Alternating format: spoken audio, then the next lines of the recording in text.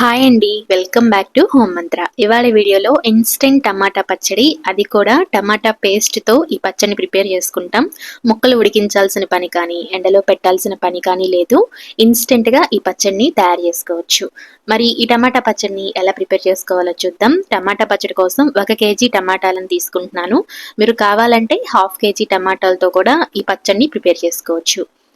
టమాటాలని కడిగేసుకొని పొడి క్లాత్తో తడి లేకుండా తుడిచి ఫ్యాన్ కింద ఒక అరగంట ఆరనివ్వండి. అలా ఆరిన తర్వాత టమాటాలకి ఇలా ముందర ఉండే గ్రీన్ పార్ట్ని చాకుతో తీసేసి టమాటాలన్నింటినీ ముక్కలుగా కట్ చేసుకోవాలి. టమాటాలని నచ్చిన సైజులో కట్ చేసుకోండి. మిక్సీలో వేసుకుంటాం కాబట్టి ముక్కలని పెద్దగా కోసినా చిన్నగా కోసినా పర్లేదు. ఇలా ముక్కలుగా కట్ చేసుకున్న తర్వాత ఇప్పుడు ఈ ముక్కల్లోకి చింతపండుని యాడ్ చేసుకోవాలి. కేజీ టమాటాలకి 100 గ్రామ్స్ చింతపండు పడుతుంది. చింతపండుని ఒకేసారి వేస్తే మిక్సీలో సరిగా నలగదు కాబట్టి ఇలా చిన్న చిన్న ముక్కలుగా చేసుకొని ముందుగా టమాటాల్లో కలిపేసుకోవాలి. ఒకవేళ 100 గ్రామ్స్ కొలత తెలియకపోతే 2 నిమ్మకాయల సైజ్ అంతా చింతపండుని తీసుకోండి. ఇలా చిన్న చిన్న ముక్కలుగా చేసుకున్న ఈ చింతపండుని టమాటా ముక్కల్లో వేసుకొని కలిపేసుకొని ఇప్పుడు వీటిని మిక్సీలో వేసుకోవాలి. ముక్కలన్నీ ఒకేసారి మిక్సీ జార్లో వేయడం కుదరదు కాబట్టి ఇక్కడ నేను 2 బ్యాచెస్గా ముక్కల్ని మిక్సీలో వేసుకుంటున్నాను. ముందుగా కొన్ని ముక్కలని మిక్సీ జార్లోకి వేసుకొని అందులోకి ఒక 15 వెల్లుల్లి రెబ్బలు ఇలా తొక్కు తీసుకొని వేసుకోవాలి. అలాగే 1 టేబుల్ స్పూన్ పసుపు, 3 టేబుల్ స్పూన్స్ రాళ్ల ఉప్పు వేసుకోవాలి. సాల్ట్ సరిపోకపోతే తర్వాత యాడ్ చేసుకోవచ్చు. ముందుగా ఒక 3 టేబుల్ స్పూన్స్ వేసుకోండి. ఇక్కడ నేనైతే రాళ్ల ఉప్పుని వేశాను. ఇప్పుడు దీనిని మెత్తగా మిక్సీ పట్టుకోవాలి. మరి మెత్తగా అవసరం లేదు, ఇలా కొంచెం పలుకుగా ఉన్నా కానీ టమాటా పచ్చడి అయితే బాగానే ఉంటుంది. ఈ టమాటా పేస్ట్ని ఒక బౌల్లోకి వేసుకున్న తర్వాత మిగిలిన టమాటా ముక్కల్ని కూడా మిక్సీ జార్లోకి వేసుకొని పేస్ట్ లాగా ప్రిపేర్ చేసుకోవాలి.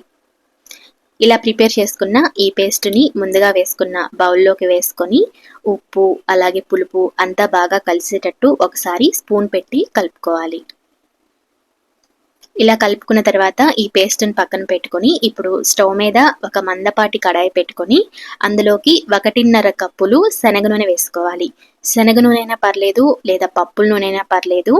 ఇలా శనగ నూనె కానీ పప్పుల నూనె కానీ వాడితే పచ్చడి రుచి బాగుంటుంది.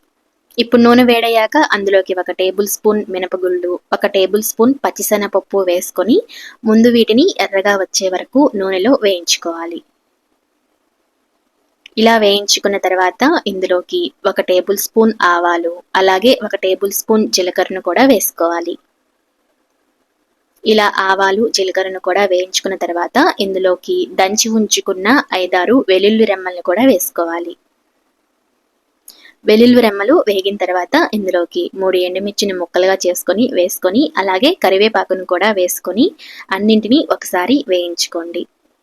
ఇలా తాలింపంతా వేగిన తర్వాత ఇందులోకి కొంచెం ఇంగువను కూడా యాడ్ చేసుకొని ఒకసారి కలుపుకొని ఇప్పుడు ముందుగా పేస్ట్ చేసి పెట్టుకున్న టమాటా పేస్ట్ని ఈ తాలింపులోకి వేసుకోవాలి.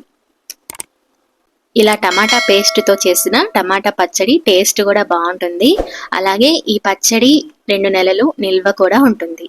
బయట ఉంచితే 1 వారం నిల్వ ఉంటుంది. ఫ్రిడ్జ్లో పెట్టుకుంటే 2 నెలల వరకు ఫ్రెష్గా ఉంటుంది. ఇలా ఆయిల్లోకి టమాటా పేస్ట్ వేసిన తర్వాత ఈ టమాటా పేస్ట్ అంతా ఆయిల్లో ఫ్రై అయ్యేటట్లు వేయించుకోవాలి. ఆయిల్ ఎక్కువగా ఉన్నట్టు ఉంటుంది, కానీ టమాటా పేస్ట్ అంతా వేగిన తర్వాత ఆయిల్ కరెక్ట్గా సరిపోతుంది. పచ్చళ్ళకి ఈ మాత్రం ఆయిల్ ఉంటేనే పచ్చళ్ళు నిలువ ఉంటాయి. టమాటా పేస్ట్ని ఇలా ఆయిల్లో ఫ్రై చేసుకునేటప్పుడు ఇలా చిందుతూ ఉంటుంది కాబట్టి లో ఫ్లేమ్లో పెట్టుకొని కలుపుకుంటూ ఫ్రై చేసుకుంటే టమాటా పేస్ట్ అనేది బయటికి చిందకుండా ఉంటుంది. కాబట్టి లో ఫ్లేమ్లో పెట్టుకొని ఇలా కలుపుకుంటూ గెరిటితో టమాటా పేస్ట్ని అయితే ఫ్రై చేసుకోండి. ఇలా పేస్ట్ పూర్తిగా ఫ్రై అయిపోయిన తర్వాత ఆయిల్ ఇలా పైకి తేలుతూ ఉంటుంది. అప్పటి వరకు టమాటా పేస్ట్ని అయితే ఫ్రై చేసుకోండి. ఇక్కడైతే టమాటా పేస్ట్ అయితే పూర్తిగా ఫ్రై అయిపోయింది. ఇప్పుడు స్టవ్ ఆఫ్ చేసేసుకోవాలి. స్టవ్ ఆఫ్ చేసుకొని ఈ పచ్చడి కొంచెం గోరువెచ్చగా ఉన్నప్పుడు ఇందులోకి 1.5 టేబుల్ స్పూన్స్ ఆవాలు మెంతులు పొడి, వేయించిన ఆవాలు మెంతులు పొడి వేసుకోవాలి. అలాగే 6 టేబుల్ స్పూన్స్ కానీ లేదా 1 అరకప్పు కానీ కారాన్ని వేసుకోవాలి. ముందుగానే కారం వేసి ఆయిల్లో ఫ్రై చేస్తే పచ్చడి నల్లగా వస్తుంది. మంచి కలర్ ఉండదు. కాబట్టి ఇలా గోరువెచ్చగా ఉన్నప్పుడు కారాన్ని కలుపుకుంటే పచ్చడి మంచి కలర్లో ఉంటుంది. నల్లగా కాకుండా పచ్చడి ఎర్ర రంగులో ఉంటుంది. అంతేనండి, టమాటా పచ్చడి అయితే రెడీ అయిపోయినట్లే. అన్నంలోకి, టిఫిన్స్లోకి ఈ పచ్చడిని వేసుకుంటే చాలా రుచిగా ఉంటుంది. అలాగే తడి తగలకుండా ఉండాలి. టమాటా పేస్ట్ అనేది కరెక్ట్గా ఫ్రై అవ్వాలి. అప్పుడే పచ్చడి పాడవకుండా ఉంటుంది. ఈ వీడియో నచ్చితే లైక్ చేయండి, షేర్ చేయండి. మన ఛానల్ని తప్పకుండా సబ్స్క్రైబ్ చేసుకోండి.